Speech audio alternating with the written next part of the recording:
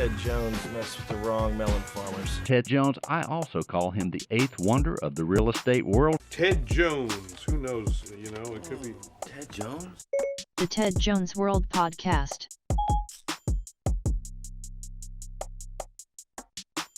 Hello and welcome to episode 88 of the Ted Jones World Podcast with Peter Moran. I myself am Ted Jones, alongside over there off screen, Peter Moran. Peter Moran. What is up, dude? You sound excited today. Are you excited? Yeah, there were like air horns going off in my head. I'm fired up. Happy to be here. Let me tell you, I am very excited myself too, because we actually have part 2 of the Zach Tyler Eisen interview. Zach, how are you today? I'm great. Great to be back. Avatar star, Netflix star. Do you feel any different since the show has come out, or since the last time we spoke in June? How do you feel? Totally. I feel great. I've since we've done this, I've been able to reconnect with some of my former castmates and people who worked on the show. I've done a few appearances here and there on live streams and stuff like that. So I gotta say, I gotta address the fandom.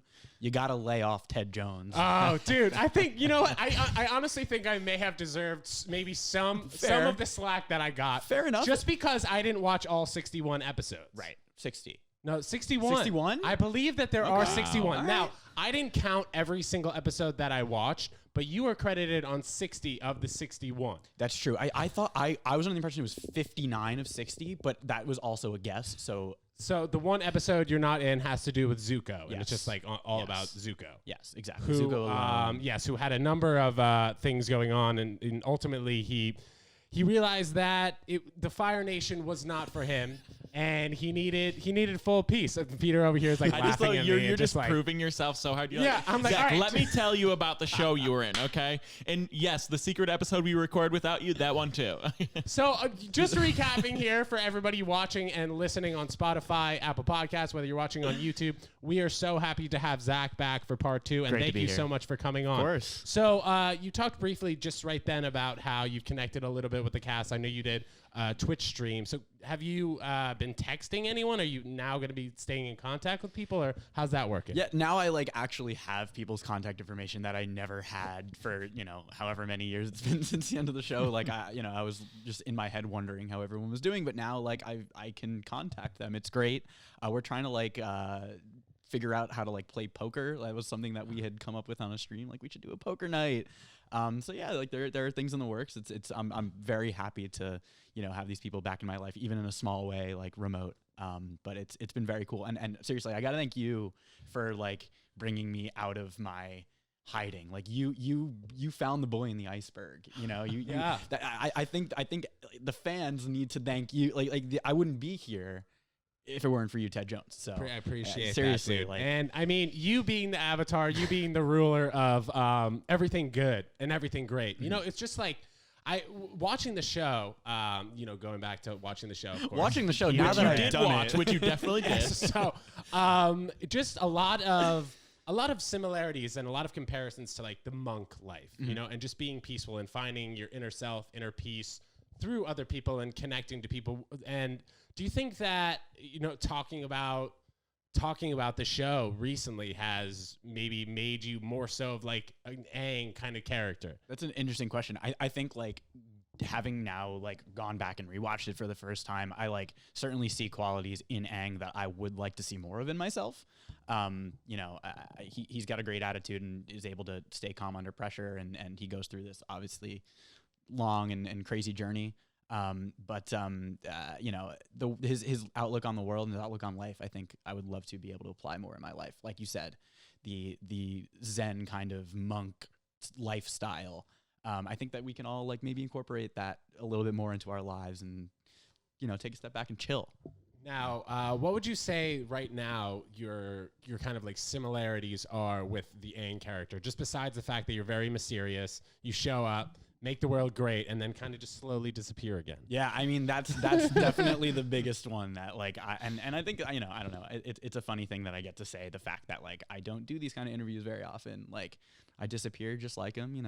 It's just all part of the character. It's It's part of the thing. Right. I mean, and it's always in you, and you're able to get it right back, which Yeah. Aang realizes throughout the show that, point. you know, the water bending, the fire bending, everything is all inside of him. He just Right. needs the confidence to put everything forward. That's true. I haven't been to the spirit world yet, but maybe one day. Seriously, real monk lessons here. Forgiving yourself, the chakras. What would you say potentially could be like the biggest lesson that somebody can learn from Avatar, just besides being nice and being connected with one another? Yeah, I mean, I think that there's a lot. I mean, obviously, one of the big themes in the show is balance. The world has been thrown out of balance when the Fire Nation attacked, and there's a natural kind of order of things and harmony that we should strive to achieve.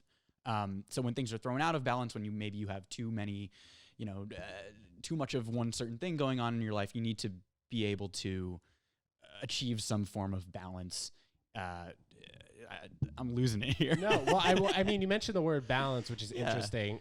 You know a lot about my diet. I eat the same as Aang does. Yeah, that's true. Aang is a vegan. That's true. And I think Aang kind of puts forward this energy that everything that's inside him will be, pushed out or portrayed outward. So having all the fruits of, I don't want to say like fruits of your labor, like fruits of your loin. Do you even say it Fruit like of the loom? Yeah, fruit of the loom, like underwear. No, but just having like everything you eat is part of you, and everything is worldly, and everything is connected. Yeah, no, everything is connected is a good one. I remember actually saying that line into the microphone for whatever episode it was, but yeah, it's I mean, part of like the natural harmony of the world and respecting where you came from, respecting the earth.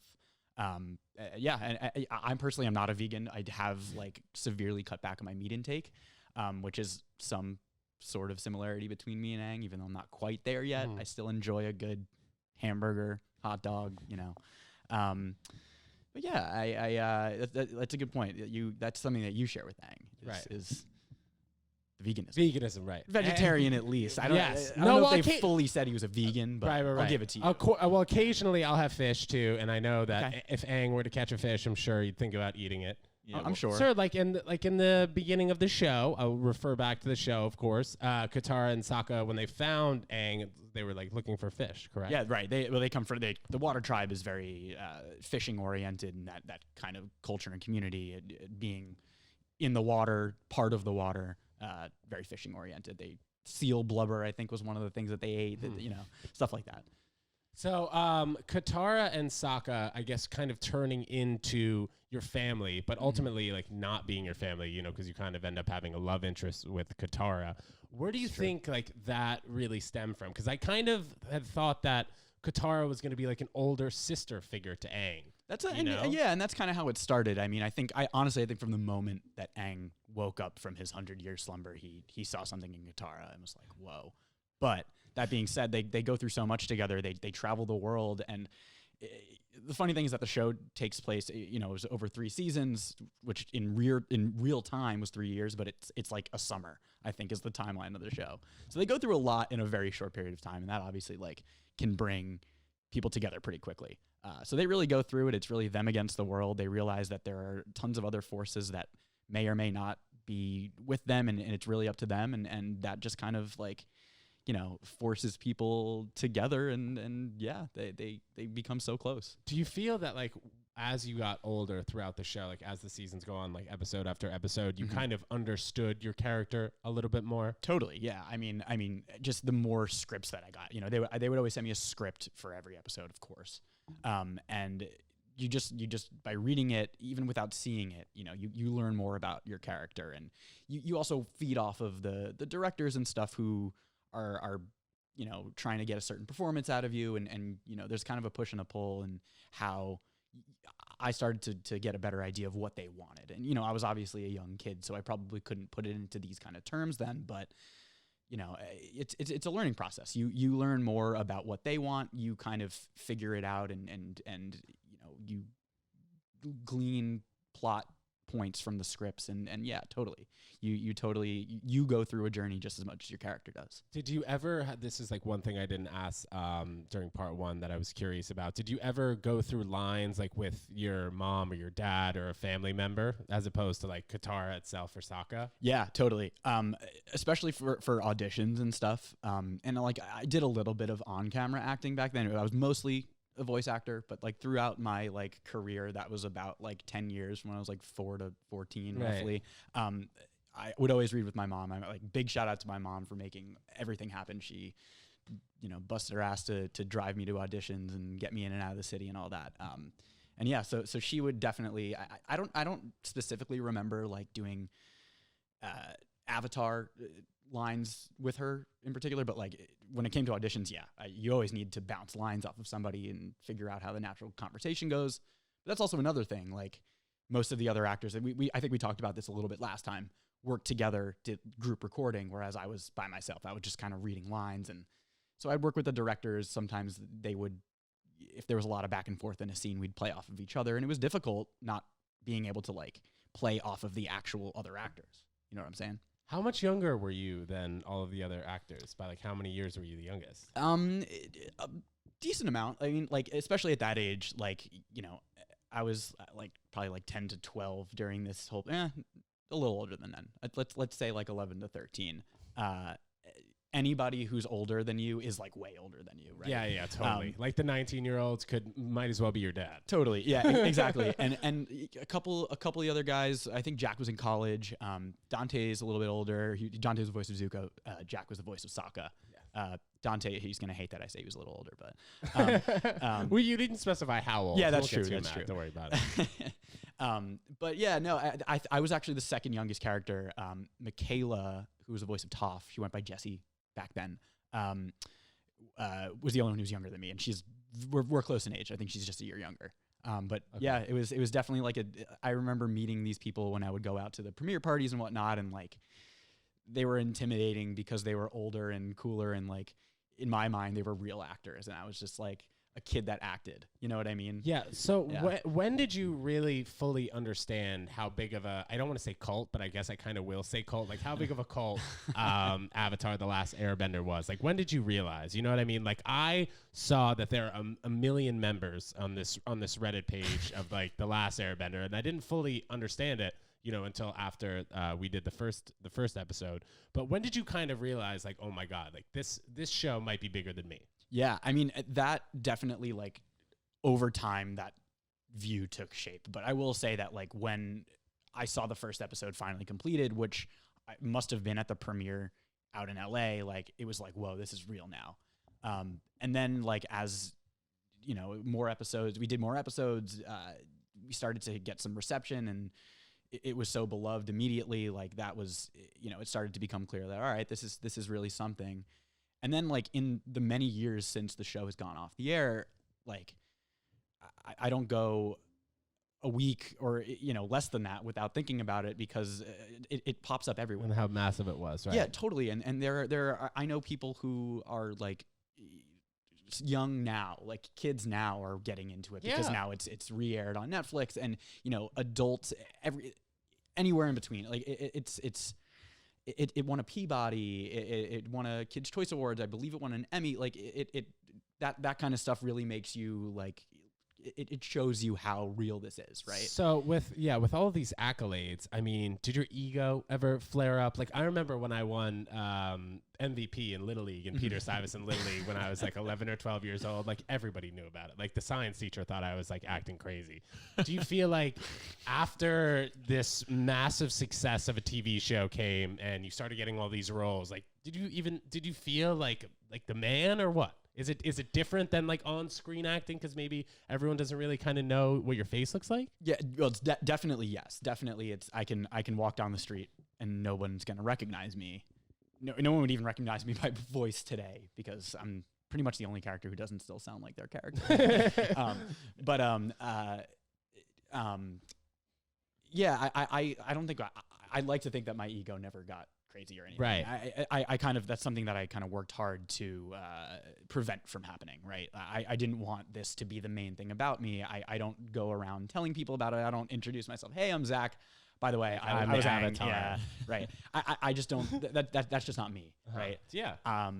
So did I, like, it's interesting because yes, I was a part of something so cool that is still amazing to this day, but I've like really tried to really not make it the main thing about me. I want to be like a well-rounded guy. It's not just like I did this thing when I was 12 and like here I am now at 27. Like, so yeah, it's definitely cool and it's always on my mind. But I work very hard to make sure it's not like the first thing people know about me. Yeah, I mean it's super funny because like the more and more you talk, it just you kind of just sound like Aang, man. Okay. You know, and like I know that like a lot of people watching, a lot of people listening, they compare you so much to Aang because you were the voice of Aang. Yeah, of people. course. No, go ahead. I'm sorry. No, it's okay. Like like you need to fight the Fire Lord, but you know that fighting's not the answer. There's so many things that you need to do as your character Aang, knows that he's supposed to do, but just looking for the peace in all of it and knowing that at the end of the show or whatever, however the ending happens, everything is connected and everybody needs to love each other. Yeah. I mean, like there are so many great themes like that in this show, and there's so much that we can all learn from it at any age. And it's something really special in animation. And it was a groundbreaking show in a lot of ways, and that's why it was so successful. No, in a ton of ways. So I kind of want to go back to the Aang and Katara relationship. You know, it was like a brotherly, sisterly kind of relationship initially, and then it seemed like Aang was actually in the friend zone. But then on the day of the Black Sun episode, there was the first massive smooch between the two characters. Yeah, how did that work in the voiceover studio? That's a great question. I don't fully remember if I had to do a kissing sign. I probably did. Right. And like part of me wants to say definitely yes. Yeah, like I kissed my hand maybe. Yes. And I was like 12. Like I hadn't had my first just kiss your hand, Zach. You'll be great. But it's two people kissing. So you didn't actually. No. So May, the actress who played Katara, was in L.A. So maybe I don't know. We had to do something. So the kiss was like 3 hours behind. Yeah. When she gonna kiss me? It was a delay. Yeah. Do you know, like, so this is something that I learned recently on one of like the Twitch streams that I did. I joined Dante Bosco, the actor who played Zuko. He does these live streams. And he's done now, but they would watch every single episode and talk through it, and it was a real fun time. On that stream, I learned about shipping, the concept of shipping. Have you heard about this in like fandom? No.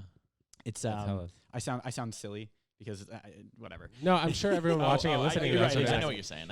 Relationshipping, like who do you stan? We like Katara and Aang is Katang. That's the ship name that they've given them. And like J-Lo and A-Rod. Is that J-Rod? No, it should be. It should yeah. I don't know. Yeah, Ayla. Brangelina, that's like dating. right. Okay. Right. But Katara also had a brief moment with Zuko that they call Zutara. So there's a debate amongst the fans, like, who would you rather see? Who do you ship? Aang and Katara, Katang, or Katara and Zuko, Zutara? And what were people saying mostly? The debate is all over the place. I think there's only one answer, and it's gotta be Katang. Yeah. Is that infuriating to you? I'd be a little bit. Yeah. And May tweeted that she prefers Zutara. What? Yeah, and it was controversial, and she got a lot sounds of controversial. crowd. She likes the bad boys. I was a little insulted by that, I gotta say. But no, it's just like it's a fun thing that the show ended however many years ago, and people can still debate these things. It's fun. So I want to go back and talk about Sokka for a second. So Sokka, being the brother of Katara, he's not a very confident guy. I mean, he puts off like a confident persona. In the beginning, he's like trying to be the tough guy, and then throughout like each episode, you kind of see like, all right, like what is this guy kind of doing here? Like, what is he contributing? Yeah. And then it really seems like it's up to Aang to really kind of give him his confidence back. Do you see that at all? Yeah, definitely. I mean, at first, like he always wants to project a very warrior-like aura, I guess. But he's really a comic relief character to start. But as with any other character in the show, goes through a learning process throughout the episodes, and really comes to find himself. And he early on in this series, didn't have respect for, let's say, like female warriors. In the Kyoshi Warriors episode, he was, oh, girls can't fight. And eventually he comes around and he learns that, that's not the right attitude, and that he himself has a lot to learn. And by the end, he's a really true and strong warrior. He learns the art of swordsmanship. And just like any of all the other characters, he also had, he had a little bit of like a confidence issue because he's surrounded by all of these powerful benders, right? His sister is like one of the world's most powerful water benders. He's with the literal avatar. Toph is an insanely powerful earthbender, and he's the only one that doesn't have any of those special powers. He's got to rely on his boomerang and his wit and his sense of humor, but that ultimately proves to be pretty important for the team. And he becomes an asset. He finds himself and he realizes the role that he has to play. Yeah, and it's also interesting to see. I don't really know how much the creators were looking to make all of the characters visually appealing, but it seemed like all the characters were like good looking, right? They were like good looking cartoon characters. Yeah, no, this is true. This is definitely true. There are a lot of good looking characters. So Zach, before you came on here today for part 2, we reached out through a number of mediums through the Ted Jones World podcast here, and we actually have 2 questions from Ruth in Lake Worth, Florida. Okay. Now, Zach, Ruth left her phone number here, and Ruth would like us to call her. Would you mind if we call her and get her on the air? Let's do it. All right, let's see. Hopefully she'll pick up. We got producer Katie over here in the corner signaling to me with a thumbs up, and we'll see. This should work. We're all plugged in here, so let's see. It should start ringing. Okay, cool. She'll pick up. Hello? Hello, is this Ruth? Yes. Ruth, this is Ted Jones from the Ted Jones World podcast with Peter Moran. How are you? Oh, I'm fine. This is so very nice. So, Ruth, I actually have Zach Tyler Eisen from the hit show Avatar, The Last Airbender on Netflix to my left. Say hi. Hey, Ruth, it's Zach. Oh, Zach, how very nice to speak with you. You too. It was good to speak with Teddy, but it's especially nice to speak to you. So great. Okay, so Ruth, I understand you have 2 questions. I have the questions that you sent over via email, but why don't you go ahead and ask Zach the first question, and he'll do his best to answer it. Go ahead, Ruth. Should I ask them both at the same time? Why don't we ask the first one, he'll answer it, and then we will get to the second question that you have here. Okay. The first one is a 3-parter. 3. The characters and their voiceover actors were perfectly matched. You previously stated that you had little contact with other members of the cast, but with whatever knowledge you have, would you say the actors' personalities were similar to the characters they portrayed? And do voiceover actors prepare differently than film actors? The last part of the question is, which comes first, the art or the voiceover? All right, all great questions. Wow, you know your stuff. You're either a fan of Ted Jones or Avatar. You've heard my prior interviews. So the first question was it do voice actors prepare differently, or was that part 2? Yes. The voice, definitely, yeah. So a major difference between voice acting and on camera acting is, we as voice actors don't have to memorize our lines, which saves a lot of time. So you can really focus on like nailing your performance. You can focus all that time that maybe you would be spending on trying to memorize your lines and hit your marks and know where you have to be on camera. You can really just focus on the lines that you give, which is, it's nice. It requires a lot less time, which was great to accommodate my busy schedule as a 12-year-old to fit in baseball practice and hockey practice. That was part 1. Can you refresh my memory on part 2, Ruth? Sure. Would you say the actors' personalities were similar to the characters they portrayed? Definitely. Definitely. A great example, I think, is Jack DeSena, who voiced Sokka.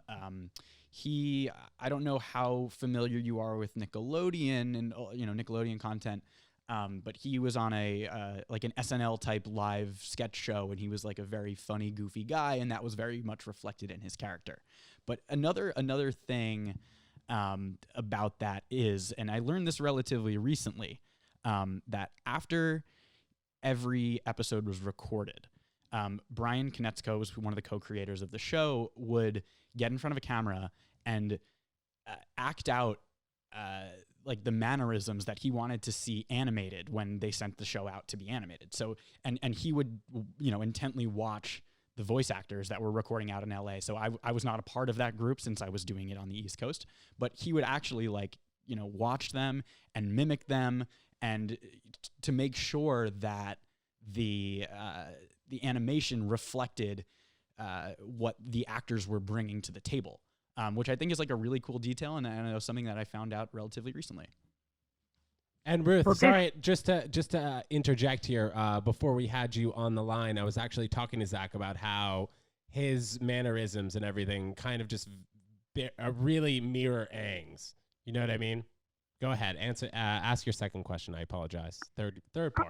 Well, the third part of the first one is, and maybe this is bridging what you just mentioned, which comes first, the art or the voiceover? Right. So another good question. We do for Avatar, we did every episode at least twice. So what we would do first is just lay down all the lines. We'd go into the booth and record everything with no animation.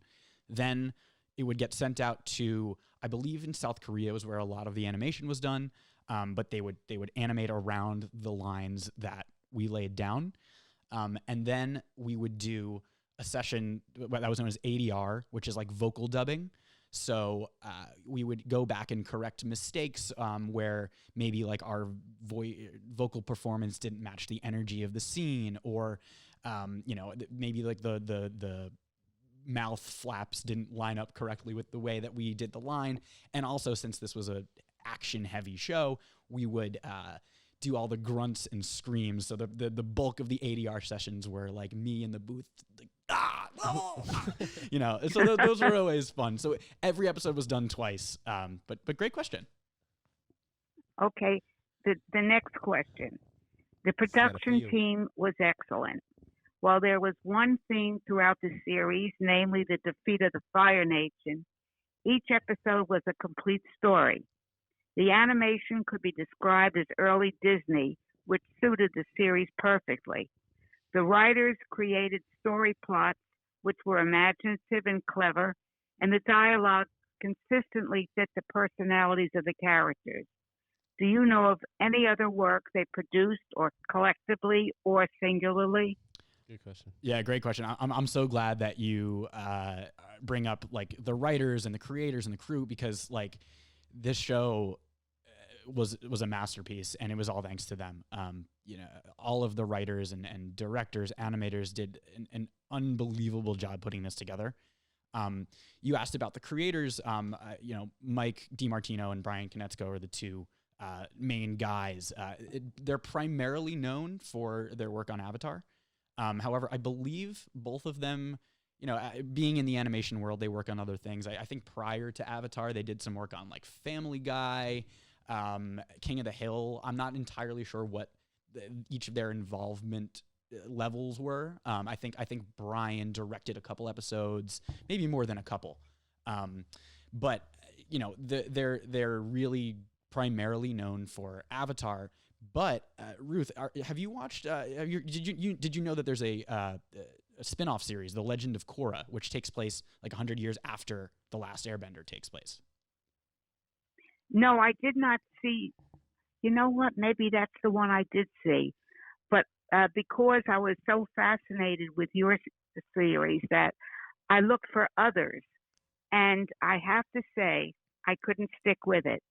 Your version of the Avatar series was so superior to everything else I tried to see, and I really did try to see it. And I commend Teddy for bringing you back, because I so enjoyed the first time you were around. Aw. And you and Teddy are a great team. And I really enjoyed it very much. His questions, your answers, very stimulating show. Thank you But so of much. course, Thanks, Ruth. I'm Avatar. Yes. Ruth, I have a question for you. How did you discover the series? Like, what drew you to it? What did you like about it? You know, I have to tell you that it was really Teddy who brought it to my attention, because I had not seen any of it except, the film Avatar, which was completely different. But he was talking to you, and it sounded so exciting. Exciting may not be the right word, but it sounded so interesting that I looked for it and I found it and I stuck with it. I hated when it was over. When you have a good Yeah, book, you 100%. don't want to put it down. Well, that's the way I felt about your series. And it was Oh. really, I don't think that too much about many others, but I really, really enjoyed it. I'm so glad. That's great. And I hope it's not a kid's thing. I don't think it is, because I think that much of the dialogue is really pointed to adults. Absolutely. I mean, people of all ages really have something to connect with in this show, and it's much deeper than your average animated cartoon series, and I think that's why it's lasted so long and has a lot of staying power. Hey, I'm glad that you discovered the show. I'm glad you liked it. I'm glad that Ted Jones put you onto it. Absolutely. Thank you for tuning in, Ruth. We really appreciate it. Ruth, is there anything else you'd like to tell Zach before we go about this interview and cut you off here? Thank you. No, I don't think there's anything else. I think that he was extraordinarily patient and giving all the answers. And I have to say, Teddy, I love your show. Thank you Thank you so very much. Ruth, we really Wow. appreciate it. Ruth from Lake Worth.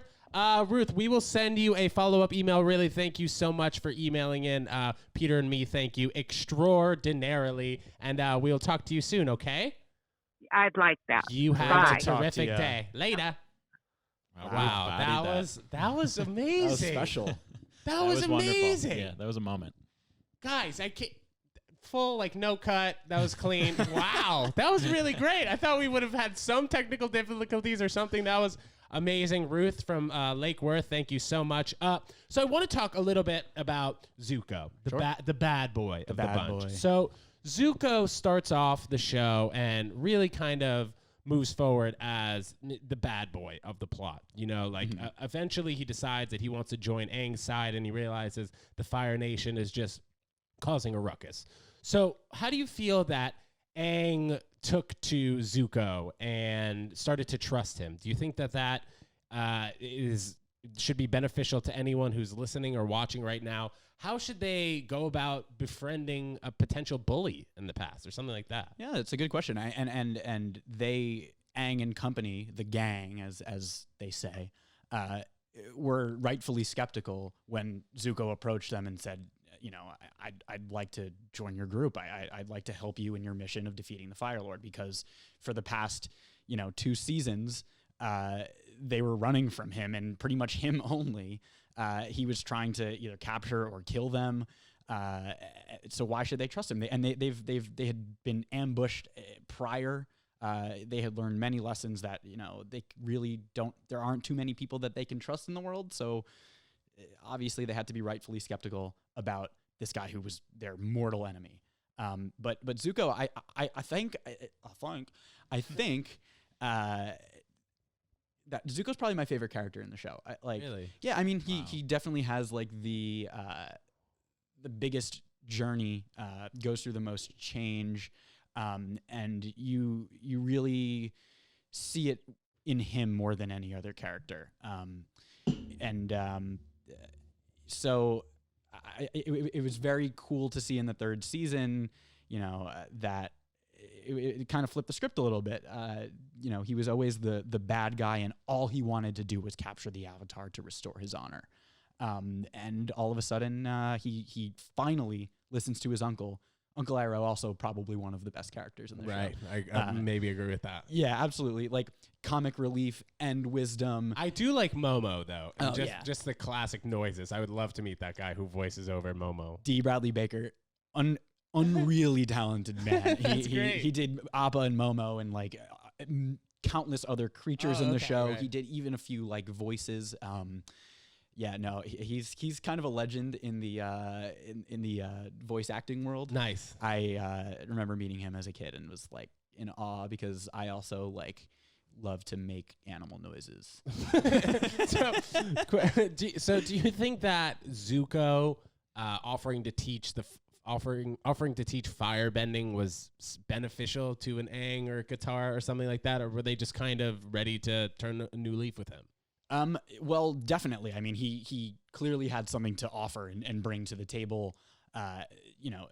Aang was only a few weeks away at that point from having to fight the Fire Lord, and he did not know firebending. And, his waterbending was pretty good. His earthbending still needed some work, but, how was he going to learn firebending? He had tried a master previously, I believe in season 2, and it didn't quite work out, and they were trying to develop this plan to take on the Fire Lord, and he was kind of out of options. So I think, that's ultimately what led them to accept Zuko. I think that if Aang already had a firebending master and had the skills, they would have been less inclined to, accept him and believe him that he did change. But that necessity really drove the change in their relationship. So I guess this was kind of right around the time when when Zuko came back in the mix and he was like, look, Aang, I want to be part of your squad. Aang was like, okay, I think I was put here. I came back to this earth after being frozen for, was it 100 years, correct? It's my responsibility now, and it's my job to restore balance on these earths, on these planets. What really brought Aang to this point? How did he know? Like, what's the underlying point that you can really get out of Aang's character to see that he's such a young body in an old soul? Do you know what I mean? Yeah, no, absolutely. And that's partially explained through like his journeys in the spirit world, right? Where he meets his previous incarnations, all of the prior avatars, and ultimately realizes that he has all the power that he needs. That's not to say that you can't learn anything from anybody else, because he and the gang meet so many powerful benders and talented warriors across the way that they learn from and team up with. Ultimately, it's spoiler alert, it's a lion turtle who gives Aang the power to bend energy at the end. Yeah, before you guys hear that spoiler alert, go back to part 1 and then come back to part 2 right there. His journey, I think like Aang doesn't go through as radical of a change as someone like Zuko does, right? Zuko clearly goes from being bad and self-centered and angry to being good and accepting and loving. Whereas Aang kind of already had all of those desirable qualities, all of those, he was raised by monks. He was very peaceful and knew he was the Avatar and struggled with that a little bit. But his journey was a lot more internal. He had to learn about himself. He had to learn from himself. It's a little bit more of like a nuanced kind of character change, which is really interesting. Yeah. But yeah. Yeah, and I think that it's funny, like towards the end of the show, when he really needs to learn how to firebend, like that's really what's been grinding his gears. He can't figure out how to do it, and then Zuko's just like, it's inside of you, like everything else in the show. Yeah. It's been just the belief inside of yourself. You know what I mean? Yeah, absolutely. And so okay, I kind of want to switch gears here and talking about everything kind of just being inside of you. You know what I mean? After this show, you had a tremendous amount of success, and it looked like your acting and voiceover career could just keep going up, on a vertical slant, as they say. So besides wanting to, I guess, kind of have a normal, regular life, what was kind of the disconnect? Like, why didn't you want to continue this path? Yeah, I mean, it really was driven from me kind of just wanting to have a normal life. The desire to be like famous per se, like was never really a part of me, right? I definitely like shied away from some of the attention that this brought, and I kind of just made the decision that I wanted to be a quote unquote normal kid. I was gonna focus on school and sports and go to college and make my own way in the world and just diversify my skill set a little bit. Was there ever a time where season 4 may have happened, like a few years down the road, or they like were about to write it? So the Last Airbender was always intended to be 3 seasons from the bat. I'm not entirely sure if like they were picked up for 1 season by Nickelodeon and then renewed for the other 2, or if it was like they were given a deal for 3 seasons, but it was never intended to go more than 3. A question that I've gotten a lot over the years is like, why was it canceled? Like, Right. what? Like, it no was, way it was canceled. Yeah, no, it was not canceled. It was a huge success, and I think like having it be a finite set of episodes, probably like it was a smart decision for the writers. I think like a lot of times, even in some of the greatest shows, the plot kind of goes off the rails by like season 6 or whatever. Also I want to compare it to like Friends kind of had like that when they were ending, it started to not get as good, and Seinfeld kind of ended on a high note. Well, Seinfeld, like at least the finale was like dragged. Like people hated it. Right. Yeah. Agreed. We can turn this into a Seinfeld episode. We might have to. But yeah, like I think that like it really like helped them focus in and zero in on the messages that they wanted to send through the show, and of course there were a lot of like really fantastical elements about the plot, like the lion turtle, the aforementioned lion turtle, but they didn't have to like grasp at straws for trying to wrap up the plot. It was a self-contained story. They knew exactly what they wanted to do, and they made it happen. And I think the show could have gone on for many more seasons, right. and that's part of I think why they ultimately went with the spin-off series, The Legend of Korra, which, by the way, I am planning on watching. I'm gonna get to it. Yeah, and it's on Netflix too. So, Yeah, and I'm sure it's a suggestion as soon as you finish the last episode. Oh yeah. So I guess in voicing over Aang, did you have a favorite episode that really sticks out to you, voicing over Aang and then watching an episode back on Netflix or Nickelodeon? Interesting. I guess 2 separate episodes. In part 1 of our interview, I had mentioned that I really like remembered and loved doing the King Boomy episode, and I still hold to that. Also, it's funny in the most recent appearance, quote unquote, that I did, which was like a cast reunion that was hosted, a virtual reunion. I had said that I had remembered doing one of the episodes, The Great Divide, and I realized since then that was a completely manufactured memory. The reason that I remember it is because there's video footage, and it's like one of the only YouTube videos that has me like, my face in it. Split screen? Yeah, exactly. Was of that episode. And so like I completely made up that memory. The reason why I remember it is because of the video. I definitely love like the stuff that they did with Guru Pati. I think like it's just very deep for a kid's show. Yeah. I think like exploring those themes of whether it's like Zen or meditation, your chakras. I think that it was cool to see that like geared towards kids in like a digestible way. Ultimately, it wasn't only for kids, but I really like the direction that it took in those episodes. Right. Yeah. And like towards the show also ending, you kind of see Aang and his struggles in his head about how, like, what he needs to do in order to defeat the Fire Lord when it comes to that point. So he goes on this meditation journey, and he kind of struggles between, okay, I know that violence is needed for peace, but he kind of like he doesn't see them connecting. Like even in today's world, like, is violence needed for peace? When you think about COVID-19, what we're going through now, was this created by some sort of violence? Is there some peace that needs to happen because of the violence, or whatever we can really compare it to nowadays? But I think that everything being inside of us is really a message that you yourself, Aang, portrays to everybody who watches the show. Yeah, totally. Ultimately the power to defeat the Fire Lord rested inside himself, and he just had to figure out the best way of doing it.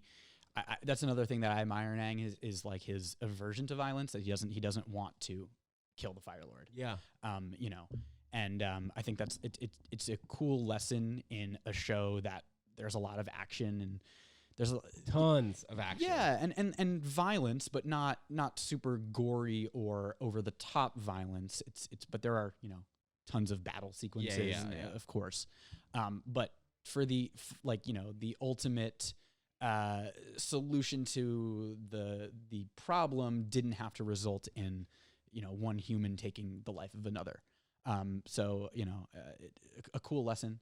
Again, something that I admire in Aang, that he wanted to do everything he could without having to take the most drastic step.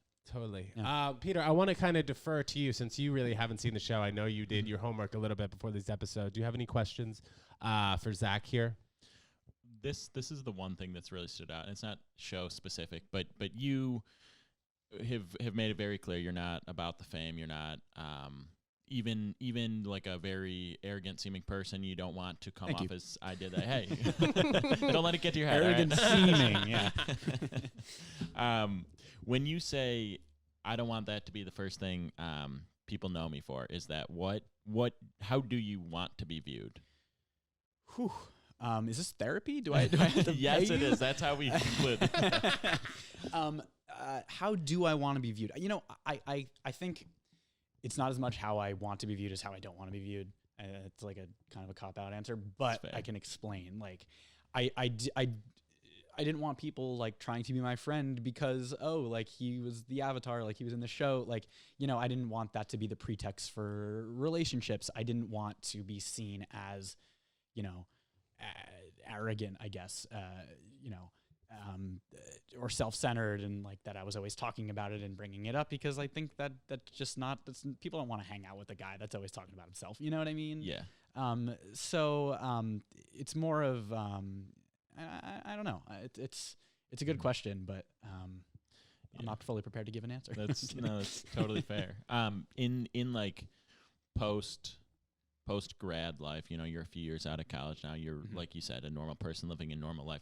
Has anything kind of driven you back to? Obviously, you're not going to reclaim your adolescence, but driven you back into that profession or desire to like focus more on that because of the path you've taken in life, or are you pretty solid with your choice? I mean, like I certainly like the fact that the door is kind of somewhat ajar, and that if I wanted to get back into voice acting, like I probably could. And I think that like ultimately, like it's certainly a possibility that I could, go back to working in that kind of environment.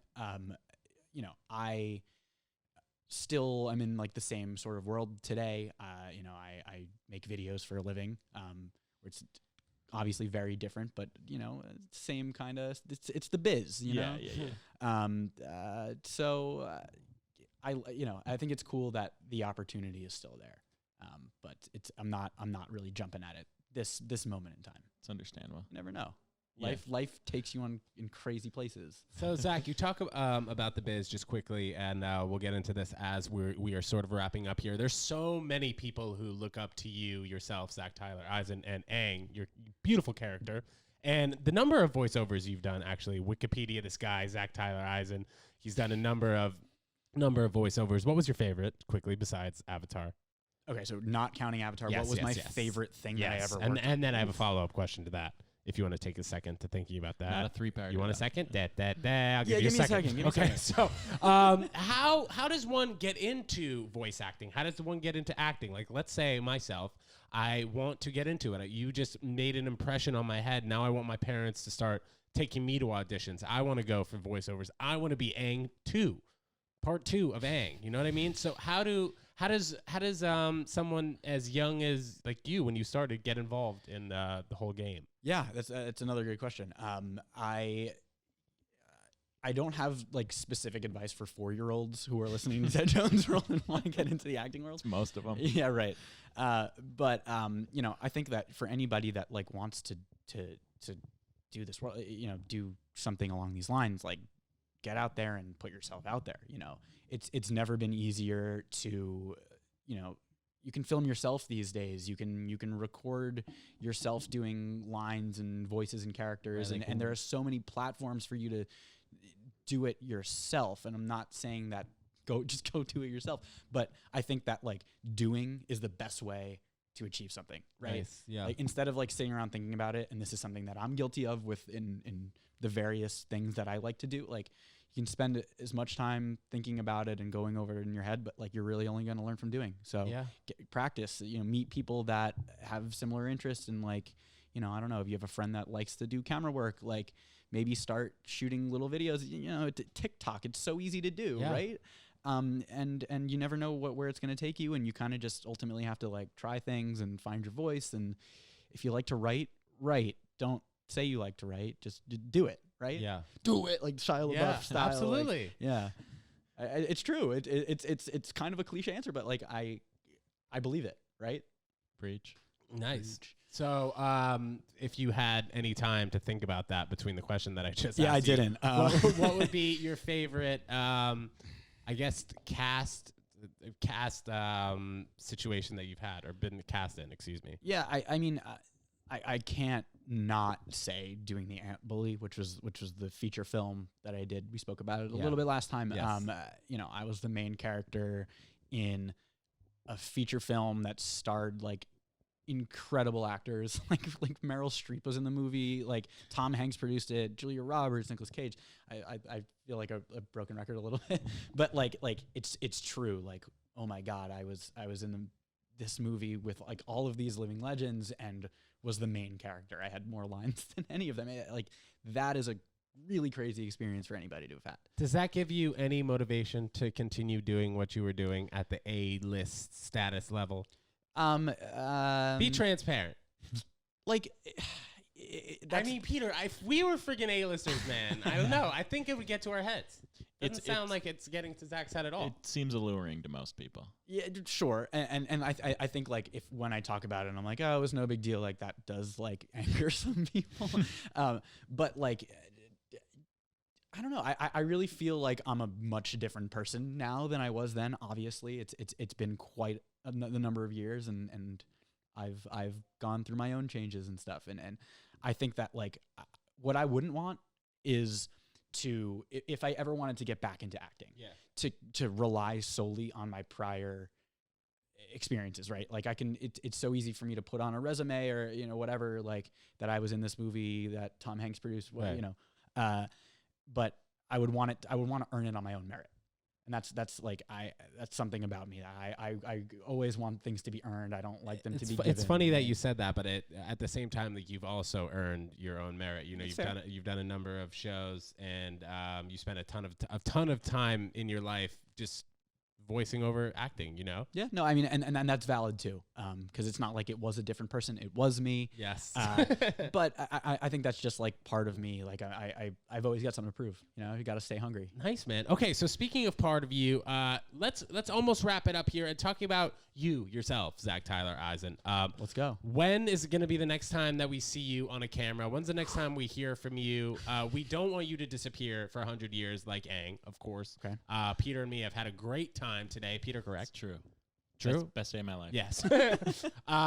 So what's on tap for the next 5 years? You know, between, I guess now, I don't know exactly how old you are, but you're pretty close to 30-ish within 5 years, maybe.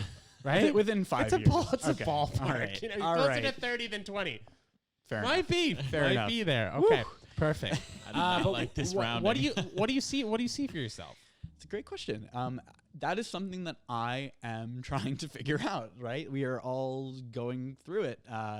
Like right now, I'm a cinematographer, videographer, camera guy, and I love doing that. But I also like want to learn other skills and kind of see where my life takes me. When's the next time you're going to see me on camera? Yeah. Dude, you got me on twice. Like, Yeah. Don't I know. I count, mean, I'm happy. I mean, we are happy here. Yeah. I'm just speaking for everyone out How there. long is it going No. to take for you to upload this? That's Yeah, the there you go. Like, when it's an uploaded June, it's also crazy. Like, you guys were giving me such a hard time, some of you, asking when part 2 was, asking what they're like, who's this schmo over here, Ted Jones on the couch. I'm so happy that we got Zach here back for part 2. Peter, so happy to have you in the mix, and happy to have producer Katie over here sitting to my 45-degree angle. She's going to be doing a lovely job putting this together. Zach, is there anything in particular you'd like to discuss? I'd also just like to say one thing before we go off the air here. You came in today to the studio. You weren't so pumped. You have some issues moving out of your apartment, but now your energy has fully changed, and I hope you have the best rest of the week. Thank you so much. Yes, you mentioned I'm in the process of moving. So much fun, especially in New York City.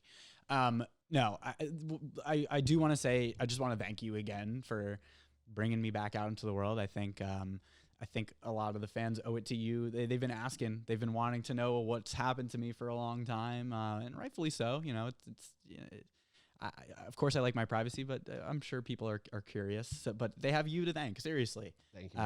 If it weren't for you getting me to do these interviews, I don't know if I ultimately would have been able to reconnect with my castmates, and I've had a really good time doing that, and it's been a fun few months that this has kind of been a new thing for me.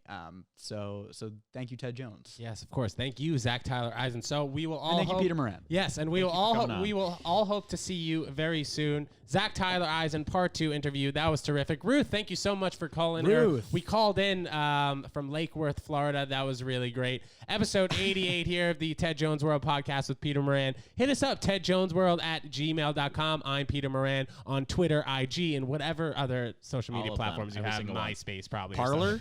Yeah, wow. No, not Parlor. I'm not Peter Moran. Zach, I'm sorry. Zach Tyler Eisen, thank you so much for coming to the couch, coming to the studio, and I hope you guys enjoyed part 2. Peace. Take it easy. Ted Jones messed with the wrong melon farmers. Ted Jones, I also call him the 8th wonder of the real estate world. Ted Jones. Who knows? You know, it could be Ted Jones? The Ted Jones World Podcast.